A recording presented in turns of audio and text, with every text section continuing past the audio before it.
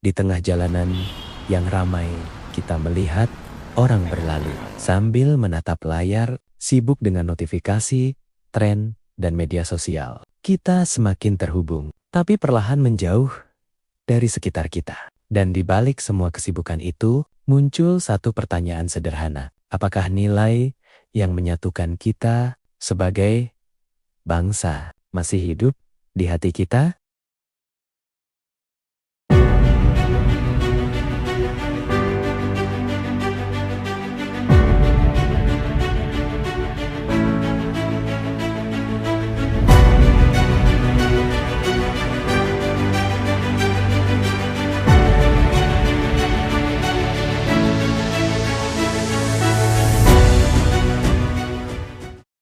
Hidup di era globalisasi ini seperti berenang di lautan informasi.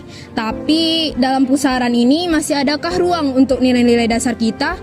Nilai yang seharusnya menjadi panduan hidup kita sebagai bangsa. Pancasila, apa artinya kini? Bagi kita, di tengah gaya hidup yang semakin individualis dan dipengaruhi budaya global, mari kita cari jawabannya. Tidak hanya dengan berbicara, tetapi juga dengan mendengar.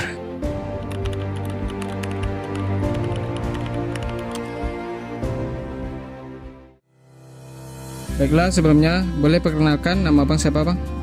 Baik, perkenalkan nama saya Fadil Asrodi, saya salah satu mahasiswa UNP. Oke bang Fadil. Baik, mungkin kami ada pertanyaan untuk abang. Bagaimana pengaruh globalisasi pada anak muda zaman sekarang? Ya kalau menurut saya, kalau pengaruh globalisasi untuk anak muda zaman sekarang itu tergantung anak mudanya. Kalau anak mudanya itu berpikir baik, berpikir ke depan, itu pengaruhnya sangat besar. Dia bakal mendapatkan informasi dari teknologi-teknologi pada zaman sekarang yang sangat besar. Tapi sebaliknya, jika anak muda tersebut pikirannya buruk, pikirannya tidak baik, itu bakal sangat mengganggu, karena teknologi sekarang itu sangatlah canggih, globalisasi sekarang itu sangatlah maju, jadi bisa berbahaya bagi anak muda zaman sekarang juga. Itu tergantung kitanya itu bikin globalisasi teknologi sekarang itu mau kita gimanain gitu, kalau menurut saya. Oke bang, baik, terima kasih. Mungkin kesimpulannya itu mungkin tergantung dari kita masing-masing ya bang. Oke bang, terima kasih bang. Ya. Baiklah Bu, terima kasih atas waktunya. Sebelumnya nama Ibu siapa Bu? Leni. Bu Leni, menurut Ibu nih, apakah Ibu khawatir sebagai orang tua dengan teknologi yang sekarang, globalisasi sekarang sangat maju dan sangat berpengaruh untuk anak-anak? Apakah Ibu ada kekhawatiran di diri Ibu gitu? Iya, sedikit. Sekarang anak-anak sibuk sendiri dengan HP-nya.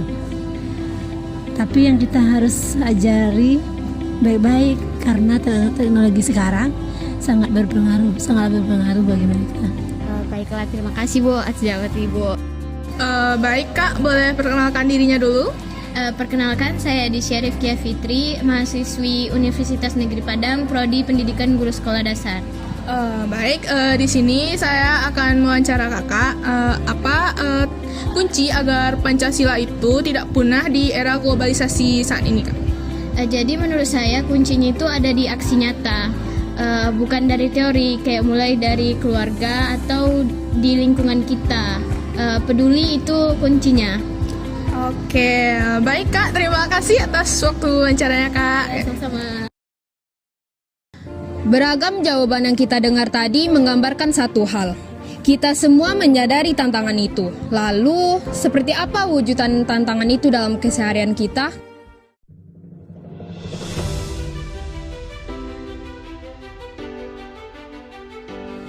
Nilai kemanusiaan yang adil dan beradab sering tenggelam di dunia digital.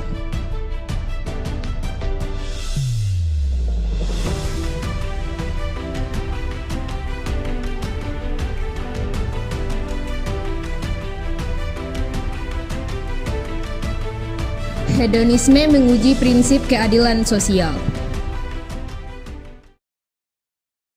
Dari suara-suara tadi kita belajar, Pancasila bukanlah masa lalu, ia adalah pilihan kita pada hari ini. Pilihan untuk menyebar kebaikan, bukan kebencian. Pilihan itu untuk mendengar, bukan untuk menghakimi. Pilihan untuk peduli pada sesama, bukan hanya pada diri sendiri. Dan pilihan untuk bersatu dalam perbedaan. Mari buktikan Bahwa di hati Gen Z, Pancasila tetap hidup. Dengan aksi, bukan hanya dengan kata. Untuk Indonesia yang lebih baik. mulai dari kita.